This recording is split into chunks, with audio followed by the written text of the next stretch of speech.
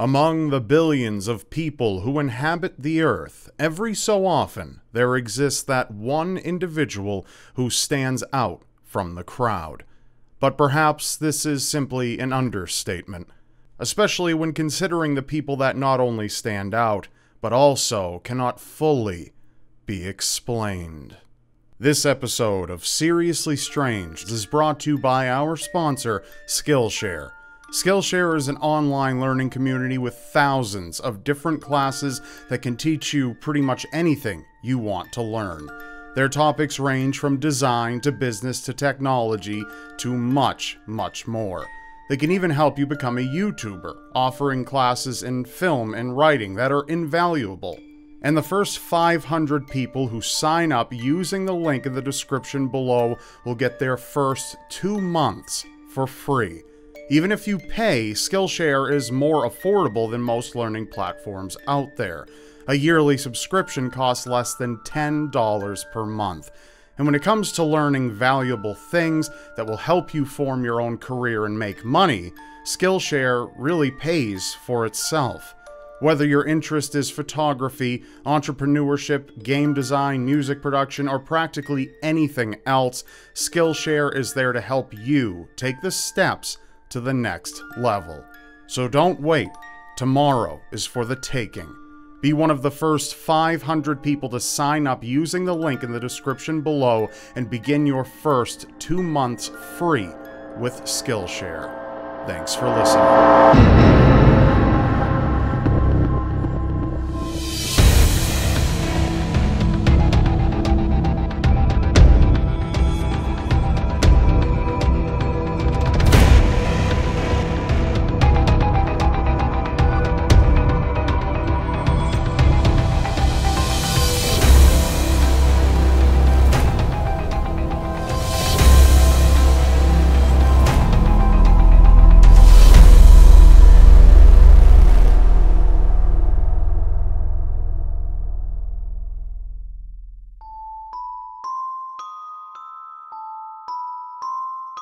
In the quiet English village of Woolpit, likely during King Stephen's reign, a legend that remains prevalent today was born. Villagers stumbled upon 2 seemingly lost children, a brother and sister.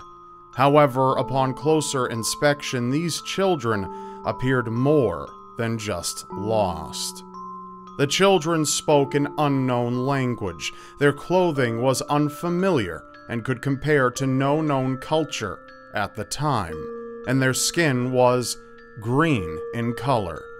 Both children refused all food offered to them for several days until they came across raw beans. Immediately, they began eating them.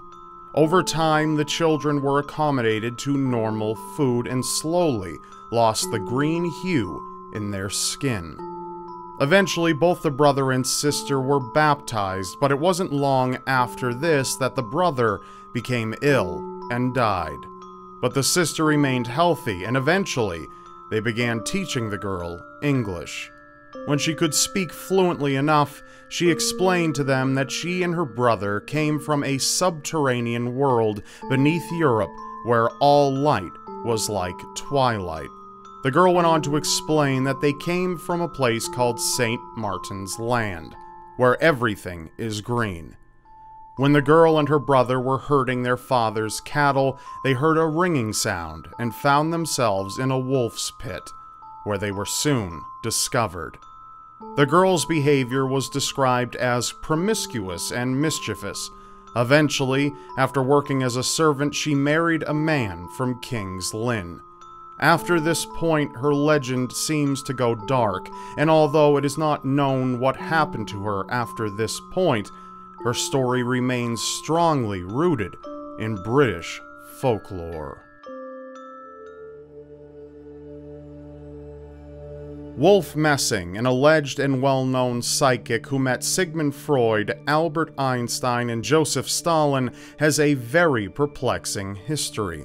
And from all recorded historical accounts, it's sometimes hard to differentiate fact from fiction. Messing was born on September 10, 1899, in the village of Gora, when Poland was a territory of the Russian Empire. As he grew into adulthood, his parents wished for him to become a rabbi, and he was therefore sent to seminary. Even so, Messing had other ideas for his life and decided to run away. He quickly hopped onto a train, but knowing he had no money for a ticket, he hid beneath a bench.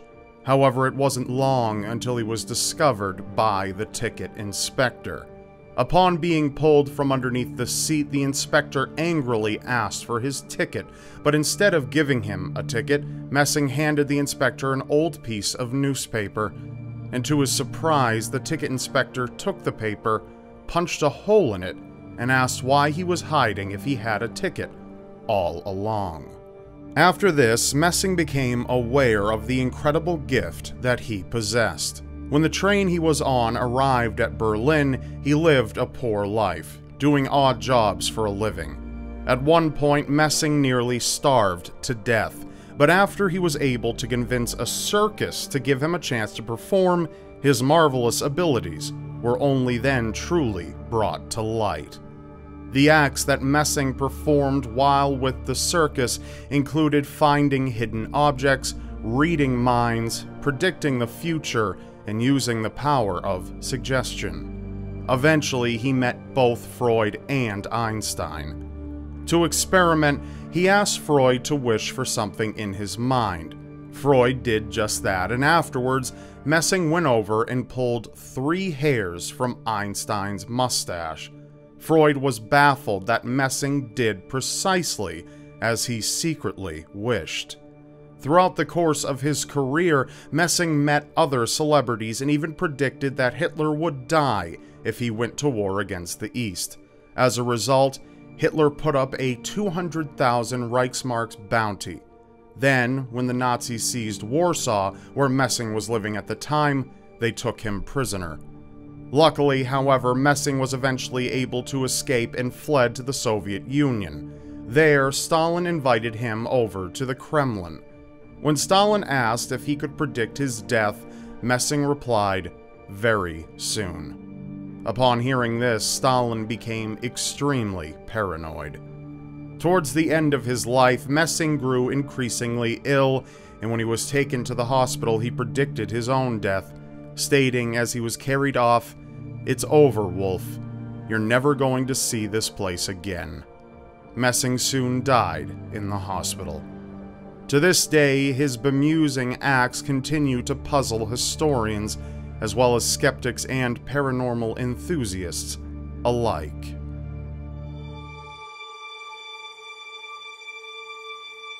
The unexpected assassination of John F. Kennedy confounded everyone. People threw themselves low to the ground while others hurried away to and fro, afraid of there being further gunfire. But when the dust settled, police searched for witnesses who could have potentially taken a photograph of the perpetrator. What they found in nearly every collected photo only left them with even more questions. A woman with a headscarf and camera concealing her face could be seen in most of them. It appeared as though she had captured the assassination on film during the time.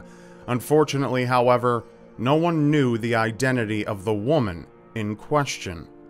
Police then spread posters which stated that they were searching for information on the elusive woman they named the Babushka Lady. Regrettably, to this day, no one is certain who the Babushka Lady was, including the FBI, who have worked extensively to uncover her identity. In addition, many women have come forth claiming to be the lady seen in the photos, but their stories could never be proven. Conspiracy theorists have also come up with many speculations regarding the lady. However, they're simply just theories and nothing more. Perhaps one day the truth about the Babushka Lady will come to light, but until then, her existence will remain a mystery. That's all for now. Remember, you may not believe it, but anything is possible in a world so seriously strange. Thank you for watching. Be sure to check out Skillshare in the description below. When you support them, you support me. And watch another one of my videos. And I'll see you next time.